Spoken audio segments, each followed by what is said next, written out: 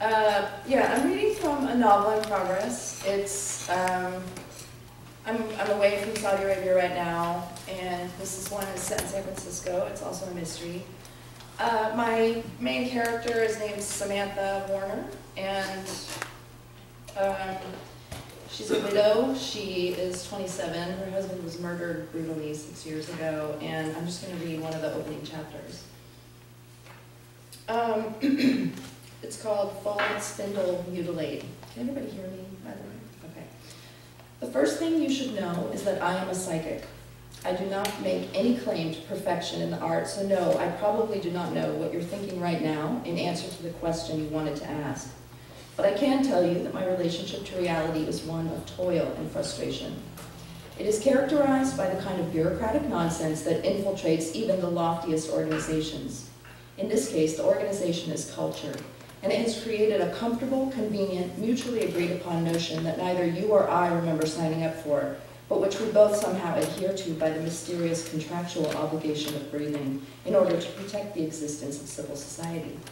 And like power relationships everywhere, there will always be a buffer between the powerful and the weak. And that buffer is the bureaucrat, a wretched middle-aged soul in orthopedic loafers, an off-the-rack suit, and a $20 haircut, trying to spice it all up with last year's yoga rack or too bright pair of socks. They are full of unearned snoop and patronizing reminders. They speak in a language so guarded that it is an insult to mammal evolution. When you must interact with this objectionable monkey, it is to demand an explanation. Because last week, for example, your grandmother's spirit visited you in a dream and told you that your father would die in a car crash. And sure enough, he did. And that doesn't make sense, because how can you know that something will happen before it has happened? Newtonian physics being what it is.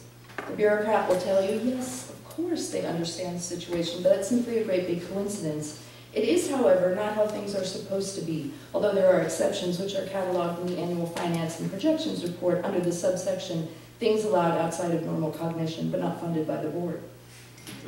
Privately, you think that something else is going on, and you may entertain notions of ghosts or dead spirits, but if you persist with the bureaucrats, one of them may steer you to the Visits from God office in the basement, where you will file 17 forms and pay $80 and gather a receipt for your experience, which is dutifully recorded and filed alphabetically, and which will be protected by the constitutional right to practice your batshit crazy. And maybe there the thinking stops. I know it would have stopped for me, but the pain from Snow's death forced me to go back into that terrible building every day, to keep demanding that the bureaucrats provide an explanation for why I experienced a connection with another human being so borderless and complete that it shattered my reality, only to have the whole thing ripped away in an instant. Why? What was the purpose? What happened, and why wasn't I protected? Those apes wouldn't even look me in the eye. I saw reality lying in a million pieces. I saw that the bureaucrats have no power at all, and I came to suspect that the powers above them are just as empty and dead. I took every goddamn form that was shoved in my face, and with my hot, furious hands, I mutilated every last scrap of paper until there was nothing left. You're probably used to thinking of your mind as a closed box, as private as an old-fashioned daguerreotype camera. The lens of your eye picks up the images of the world, and through some mysterious mingling of bromines and chlorines, captures those images and seals them on the silver plate of your memory. And there they shall remain, quietly entertaining themselves until the delicate alchemy of speech reveals them, a decision that, barring torture or truth serum, is yours alone. If you fancy yourself a person of the modern world, then perhaps you read science journals and they have given you the idea that your thoughts and memories are stored along complex neuronal pathways, all wondrously connected inside your little closed box of a skull. And although neurologists will never quite say this, they do not fully understand how a memory as rich and intricate as sipping Genmai tea while high on LSD with a drag queen, the Pope, and a woman breastfeeding a chihuahua in the Japanese tea garden at Golden Gate Park could be encoded and filed in an object as base as the dull gray flesh of the mammalian brain. Is a memory stored in an electric impulse inside a cell? If so, where is it hiding, and why can't we cut it open and pry it out? I can hear you arguing already. Yes, but my Uncle Bob had a stroke and lost his memories because one very specific part of his brain was damaged, which must mean that that part of the brain holds your memories, whether you kooky psychics like it or not.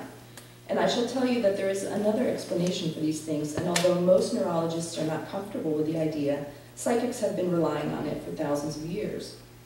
I will suggest that your brain is not that closed black box, that your memories and thoughts do not fasten there mechanically like tiny neuroplasmic barnacles, but rather your brain is a channeling instrument, one capable of sending and receiving signals.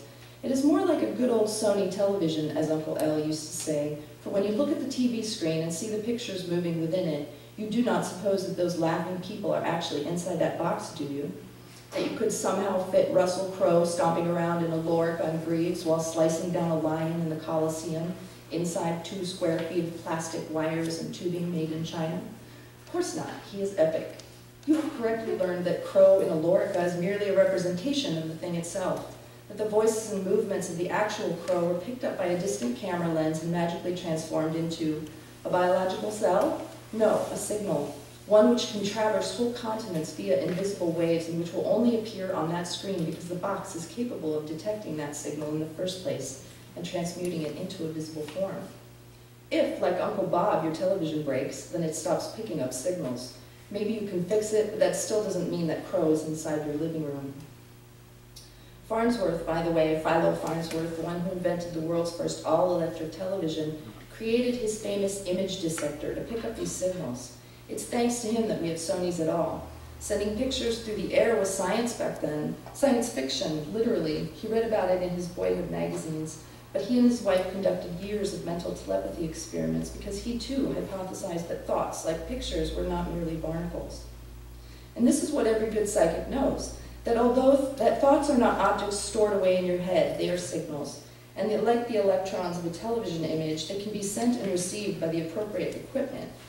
In fact, what every good psychic knows is that you are constantly sending and receiving, whether you straight-laced materialists like it or not.